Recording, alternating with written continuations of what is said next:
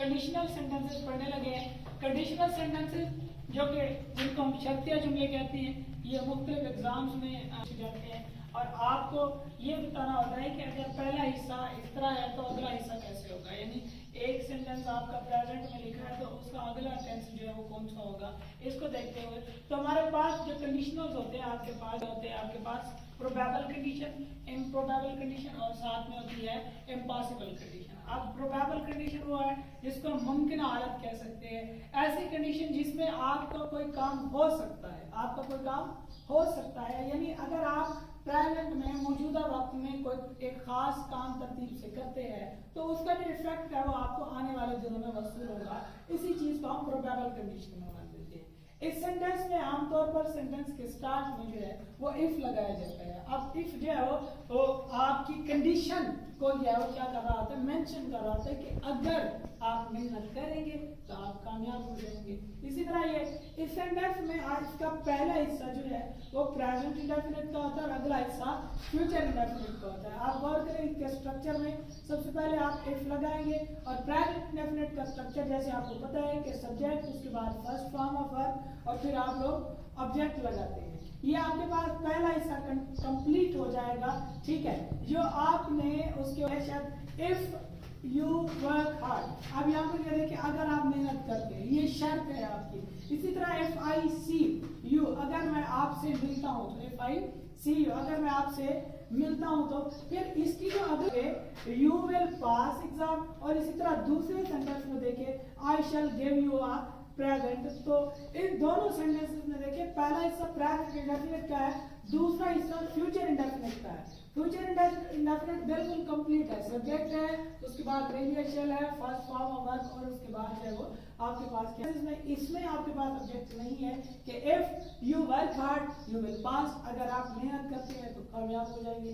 If I C you, अगर मैं आपसे मिलता हूँ, I shall give you a present, तो मैं आपको एक तोहफा दूंगा। तो इनमें अगर दो चीजें काबिल गौर है, आपको फ्यूचर और प्रेजेंट इंडेफिनिट टेंस आना चाहिए। तो इससे आप कंप्लीट कर सकते हैं कि अगर पहला हिस्सा प्रेजेंट इंडेफिनिट का होगा तो अगला हिस्सा आपके पास फ्यूचर, साथ में शुरू में इफ भी लगा होना जरूरी है।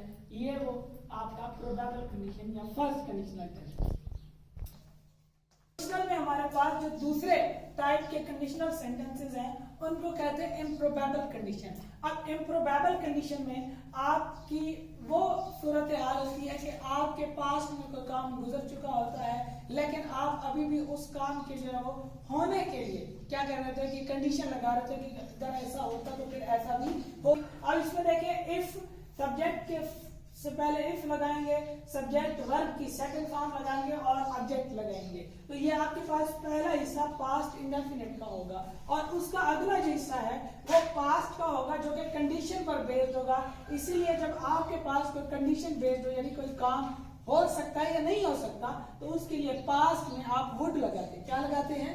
वुड लगाते हैं। तो सब्जेक्ट के बाद आप वुड लगाएंगे, वर्ब की फर्स्ट फॉर्म और उसके बाद ऑब्जेक्ट लगाएंगे। अब इसमें देख ले, if he worked hard he would pass the exam, अगर उसने मेहनत की होती तो इम्तिहान पास कर लेता। और इसी तरह if she wrote a letter होता या वो खत लिखती तो I would give her answer, तो मैं उसको जवाब देता। तो इनमें दो ही बातें आप लोगों ने याद रखनी है कि जब आपके पास पहला हिस्सा कंडीशनल में पास्ट इंडेफिनिट का होगा तो अगला हिस्सा पास्ट का होगा जिसमें वुड लगाया होगा और वो पिछली कंडीशन को जो है वो क्या करने सर्टिफाई कर रहा होगा कि अगर ऐसा होता तो वो जरूर वो काम हो सकता था। समझ आ रही है बात की? तो इफ पास्ट इंडेफिनिट आप शुरू में इफ लगाएंगे, फिर आप पास्ट इंडेफिनिट, उसके बाद एक्सपेक्टेड रिजल्ट या एक्सपेक्टेड कंडीशन होगी जो कि पिछली चीज के ऊपर जो है वो बेस कर रही होगी। अब इसमें देख ले, अगर वो मुझको खत लिखती तो I would give her answer, तो मैं उसको जवाब देता। मैं जवाब नहीं भी दे सकता था, इसीलिए इस सेंटेंस को इम्प्रोबेबल कंडीशन या गैर मुमकिन हालत कहते हैं। सेंटेंसेस की जो थर्ड टाइप है जिसको आप इम्पॉसिबल कंडीशन कहते हैं, इसमें पास्ट में कोई ऐसा काम होता है जो बिल्कुल भी नहीं हुआ होता और उसकी एक रीजन होती है। वो रीजन पहले एक्सप्लेन की जाती है और वो जब काम नहीं हुआ होता उसको बाद में एक्सप्लेन किया जाता है। इसका स्ट्रक्चर कुछ इस तरह से है कि सबसे पहले आप इफ लगाएंगे, सब्जेक्ट, उसके बाद हैड लगाएंगे, वर्ब की थर्ड फॉर्म और उसके बाद ऑब्जेक्ट, फिर दोबारा ये आपका एक पास्ट परफेक्ट टेंस कंप्लीट हो जाएगा।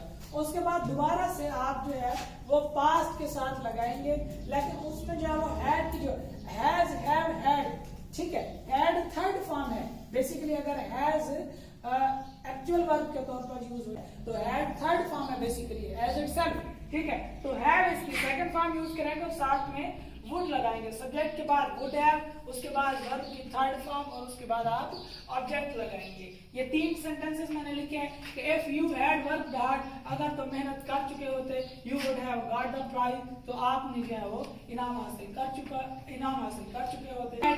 टॉट अस, अगर वो हमें जो है वो पढ़ा चुका होता तो we would have pass the exams, तो हमने इम्तहान पास कर लिया होता। और इसी तरह if they had helped us, अगर वो हमारी मदद कर चुके होते तो we would have done this work, तो हमने ये काम कर लिया होता। तो ये आपके पास क्या है, थर्ड कंडीशनल है, जिसमें आपने जो है इफ के बाद पास्ट परफेक्ट लगाया और उसके बाद जो है वो पास्ट कंडीशनल लगाया।